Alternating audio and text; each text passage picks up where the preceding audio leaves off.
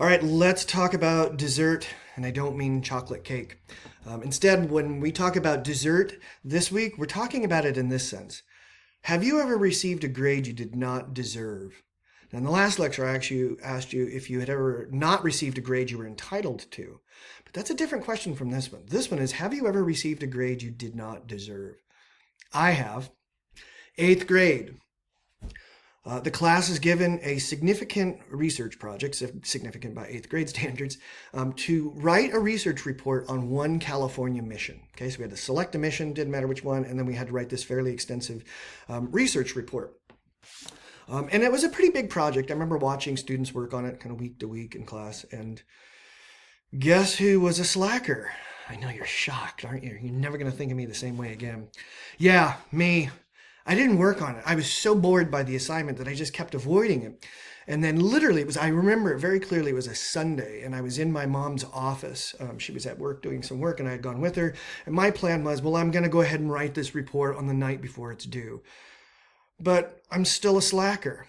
And so instead of writing the report, I simply open up this California missions book to a particular chapter on a particular mission. I put this bad boy in the photocopier and copy that chapter, right? I'm so lazy. I'm not even making the effort to plagiarize in my own handwriting this chapter out of the book. I'm just like boom, boom, boom, photocopy these 10, 15 pages, however many it was, staple that bad boy together, and that's what I'm turning in. Because the way that this class worked, the teacher was super intimidating. There were about 30 of us in this class.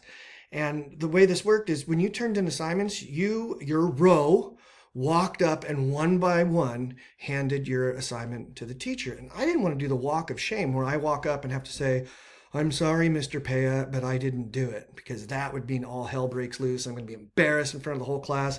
So I'm just going to turn in this Xerox thing. I'm going to fail it. And I'm going to get in trouble later. All right. So day comes, I turn in the assignment. And then the day comes when these assignments get turned back to us, graded. And so we all have to walk up to the front of the room and get our assignment as he's calling out our name.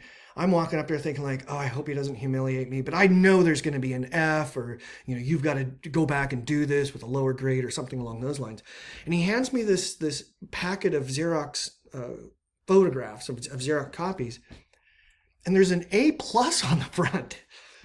And I'm like, I could still remember this. I was in shock. I'm looking at this and I'm like, wait, and I'm looking and yes, it's my name. Yes, it's the photocopy, but it's got a big A+ on it.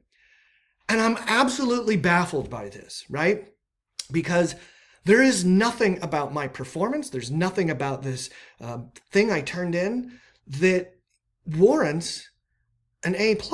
There's nothing about this that's worthy of that grade. And there were lots of other students that I could see they were getting B's and C's on this thing. So I walk back to my desk and I'm just in a state of apoplexy. I don't understand what's going on. And at the same time, I don't want to go ask the teacher, hey, how did I get an A+ on this? Because now I'm afraid, well, now he's going to notice and he's going to feel duped. He's going to wonder to himself like, oh my God, now he knows I was drinking tons of beer as I was grading these things. And he's going to get really upset. And so I don't want to trigger that encounter. So I just took it and I got this A+ on this assignment, and I wondered for years how I got that assignment. And in fact, when I was about 30, gosh, I must have been 35 or so, I finally emailed him, right? He was still teaching at this school. And I said, Mr. Payette, I gotta know, you might not remember this, but why did you do this? And I'm thinking like he's had to have some psychological reason. He wants to guilt me into never doing this again. Who knows? So he emails me back and says, oh, why don't you call me? I remember that. Let's talk.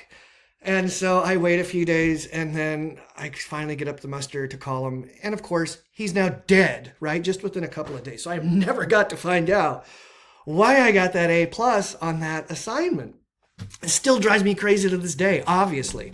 But this is the sense in which we're talking about deservingness, right? When we talk about deservingness or desert, we're in this area where there's something that makes a person worthy of a risk, a reward, a punishment, or a sacrifice. It's this idea of worth, right? So whereas entitlement is about rights, desert is about worth, right? There's some feature of someone that makes them worthy of a risk, a reward, a punishment, or a sacrifice. And you can easily see examples of this in your own life, right? It's like, okay, certain people deserve trophies. We know that when we started giving out the participation trophies, we really compromised the meaning and significance of trophies, and we realized, like, well, this is a real mistake, because if everybody gets a trophy, then we're saying that everybody's equally worthy, and that's not accomplishing what we want to accomplish. What we want to accomplish is to say that